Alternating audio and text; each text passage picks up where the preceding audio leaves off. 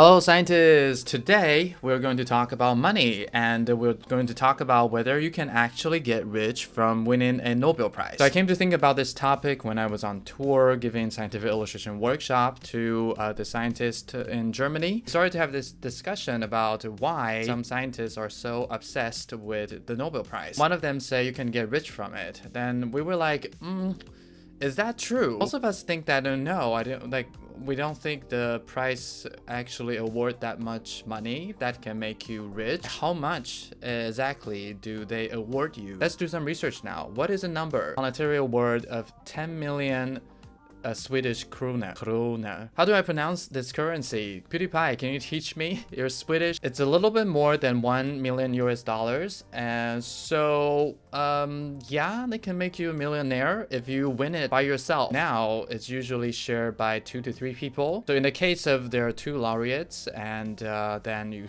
roughly get about 600,000 US dollar. The Nobel Prize cannot make you a millionaire unless you win the prize by yourself. I don't think like removing your co-laureate is a very nice thing to do. So yeah, you should not do that. Let's see if you're able to buy a house in Amsterdam. This is the most popular real estate website in the Netherlands. So you see that some of the houses are above 600,000 euros. Actually, most of them are above 600,000 euros. You can only have limited choices of houses you can buy with your Nobel Prize. That doesn't seem to be a rich person's concern. My personal ideology about being wealthy is that you can just walk down the street and see that, oh wow, this is such a nice house and I'm going to buy that with cash. No, you cannot do that with the Nobel Prize in Amsterdam.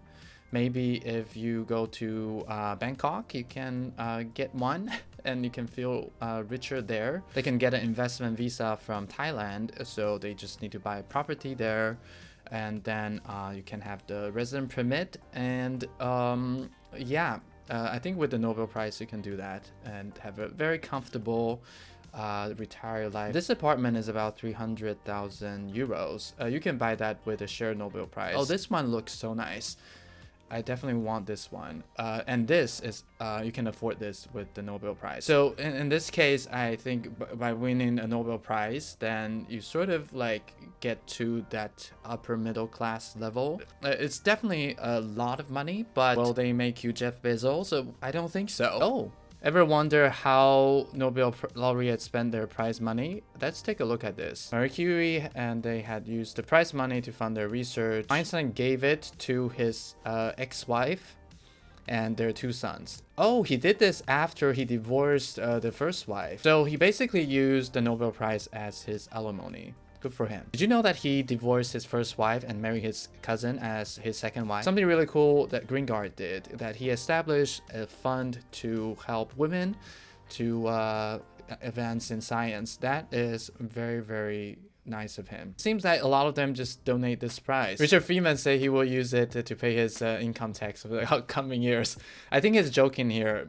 Freeman is a guy with a lot of humor, because I don't think scientists have that much of income that he needs to pay with 1 million. Someone bought a high-end motorbike. Well, good for him. I approve this symbol of midlife crisis. How does Alfred Nobel got so much money to pay all these scientists? Let's come take a look at what is the Nobel Fund. And so this is from the Nobel Prize official page. Alfred Nobel is a Swedish person like PewDiePie who was born in Sweden. I'm not sure. Was PewDiePie born in Stockholm? Let me check. Well, PewDiePie was not born in Stockholm. He was born in Gothenburg. I remember this is a rival city of Stockholm. So I'm very sorry that I made that mistake. Sorry, PewDiePie. But back to Alfred. His dad was like a well-established business person, and then he married a rich girl. Some misfortune happened, so his father went bankrupt. Oh, that is such a misfortune. Moved to Finland and to Russia. This is a lot about his parents, but it seems that they are very amazing entrepreneurs. Age 17, Nobel was fluent in Swedish, all these languages. He made a lot of money by creating dynamites. So here he took interest in nitroglycerin. That is one of the ingredients for making dynamite. So he managed to manufacture that, and then his invention drastically reduced the cost of blasting rocks, drilling tunnels, just like a lot of construction work. He is a very skillful entrepreneur and businessman. So then he accumulates an insane amount of wealth. That is so amazing. Good for him. Here they start to talk about his personal life, which everybody is very interested in on Wikipedia page. Like, do you guys also like go directly to the personal life section on the Wikipedia? That's what I do all the time. Okay, some juicy stuff. Let's take a look at it. Intensive work and travel did not leave much time for private life. So at 43, he was feeling like an old man. Is it like a way to sort of say that he's still single at 43?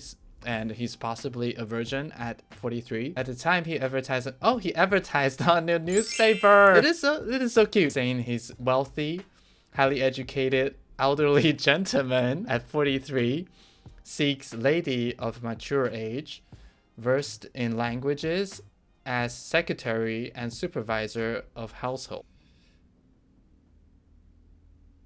What is this? Don't you guys think this really sent messages? Like, okay, I'm rich, I'm looking for a woman, but then he says that you are a secretary and supervisor of household. Is it his way to flirt? Is it because the culture of that era that he cannot directly say that he wants a buddy and I'm not going to marry you because I'm really rich? It'd be very complicated to divide the assets. If you're looking for a secretary, then why do you need to mention you're wealthy and highly educated? Maybe because there were no dating apps back then, that you cannot just like directly say what you want. Most qualified applicant turned out to be an Austrian woman, Countess Bertha Kinsey.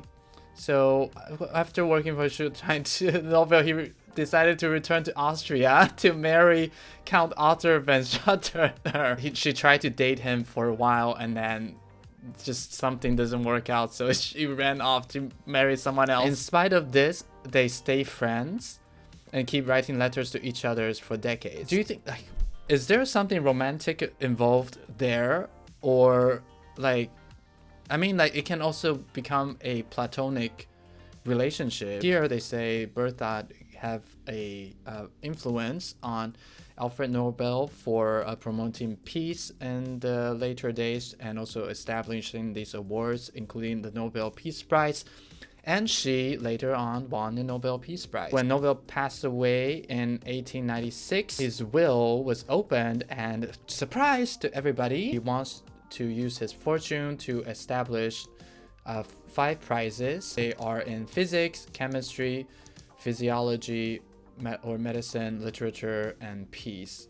That is 6 prizes, excuse me for not being able to count. And here they don't mention some of the juicy stuff, because Nobel died childless and also spouseless. He died single, and so some of his distant relatives decided to claim the will is null and void. It took another 5 years to really start to awarding the prize. So let's take a look at how much was his asset. The asset control by the Nobel Foundation is over 5 billion Swedish krona. So that is over $600 million. The Nobel Prizes are actually paid by the interest of this fund, because the Nobel Foundation have generated so much money that they decided to give a raise to the monetary award from like 1 million Swedish krona to 10 million Swedish krona in 2008. Applause, applause, applause. So with this entire analysis on the money of the Nobel Prize, the way to get rich is to be a entrepreneur and a good business person, and then also then have really good investment managers to grow your assets over decades. Doing scientific research is not a way to get rich. Scientists doesn't go after the Nobel Prize for financial gains, because you actually don't get a lot. In my opinion, the traction is more based on the prestige of the award. Hope you learned a lot about the Nobel Prize in this video before they make the announcement next week. And please give a like and subscribe to the channel. And I look forward to seeing you in the next video.